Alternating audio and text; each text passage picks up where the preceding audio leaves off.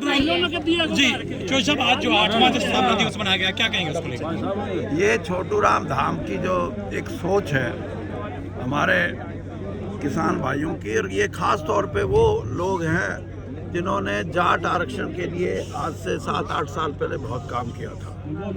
और इसमें सबसे बड़ी बात यह है कि इसके माध्यम से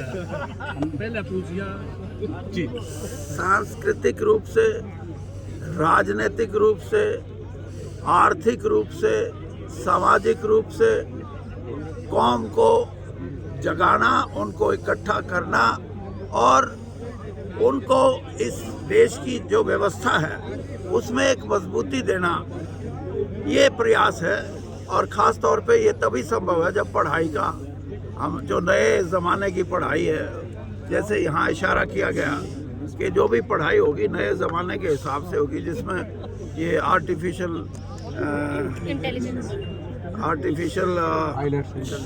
इंटेलिजेंस है और भी कई चीज़ें ऐसी हैं जो जब हम पढ़ते थे तो हमारे प्रिंसिपल के बेटे का बीए में 2nd डिवीज़न में पास हो गया, नहीं 1st डिवीज़न में। हम देखने गए उसको, मैं कहा यार ये 1st डिवीज़न वाला कौन है। आज के ज़माने में सब चीज़ें बदली हुई है।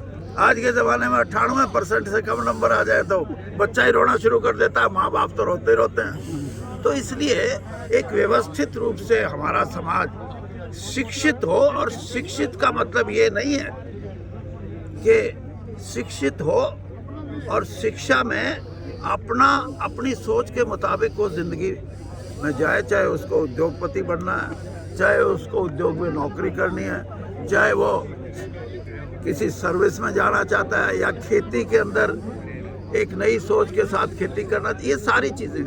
तो ये इसका समाधान यहाँ होगा मुझे लगता है।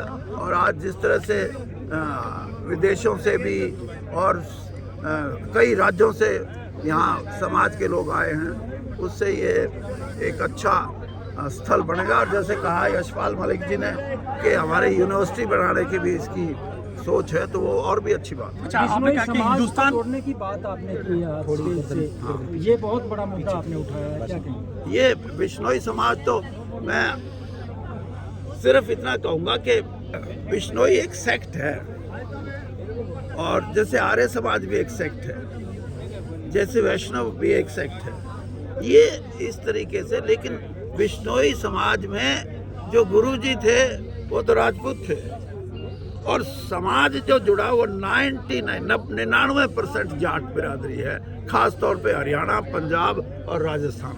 आपने जिस तरह से कहा कि हिंदुस्तान और पाकिस्तान के जाट एक हो जाए तो झंडा ही खत्म हो सकता है। हाँ, हो सकता है, संभव है।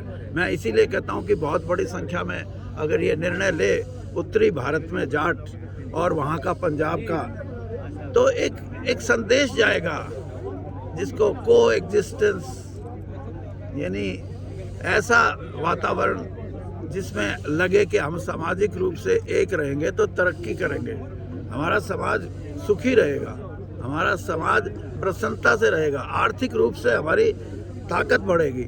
ये पाकिस्तान के लिए भी ज़रूरी है और हमारे देश के लिए भी।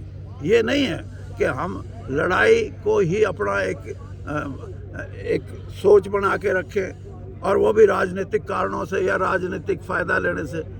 और मैंने ये भी कहा कि इस किस्म का अगर प्रयास पूर्ण रूप से संपन्न हो जाए तो यूक्रेन और रशिया की लड़ाई और गाज़ा और इजराइल की लड़ाई, इसमें भी बड़ा भारी प्रभाव पड़ सकता है। एक संदेश जाता है। ये पहले बड़े महात्मा लोग संदेश देते थे, आज बिरादरियां संदेश दे, अच्छा है।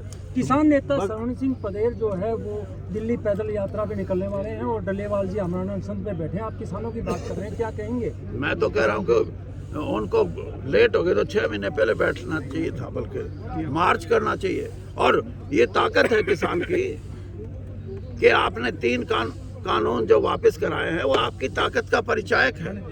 और आज मैं ये बात कहता हूँ कि MSP की भी मेरी अपनी सोच के मुताबिक ये है कि MSP जो है फर्स्ट वैल्यू एडिशन पे MSP निर्धारित हो, तब किसान को उसका मिलेगा। ये नहीं है कि 2300 के 2450 कर दो, फिर 2 साल के बाद 2600 कर दो, इससे उसकी गुर्बत दूर नहीं होगी।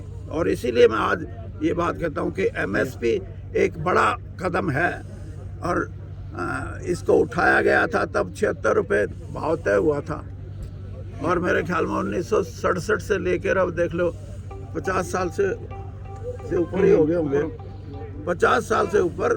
मेरे प्रोफेसर की तनख्वाह उस टाइम 265 रुपये थी, उसको तो 1.25 लाख और 1.5 लाख के बीच में मिलता है और जिसका 76 रुपये था उसका 2300 हुआ। तो ये एक तरफ तो 19% इंक्रीज और एक तरफ 60% इंक्रीज। ये हमारा सबसे बड़ा सवाल है कि इस देश की जो आर्थिक सुधारों का युग आया था, आपको याद होगा 1991 में, उसको 33-34 साल हो गए।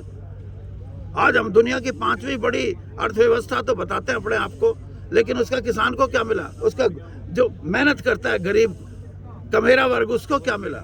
उसका हिस्सा जब तक नहीं बढ़ेगा इस देश की धन दौलत में, तब तक किसान और कमेरा वर्ग इकट्ठा होकर अपनी लड़ाई लड़े। मैं तो ये कहता हूँ। वीरेंद्र जी, आप एक बड़े राजनीतिज्ञ हैं, काफी अनुभव है, आप दोनों पार्टियों में बड़े पदों पर रहे हैं।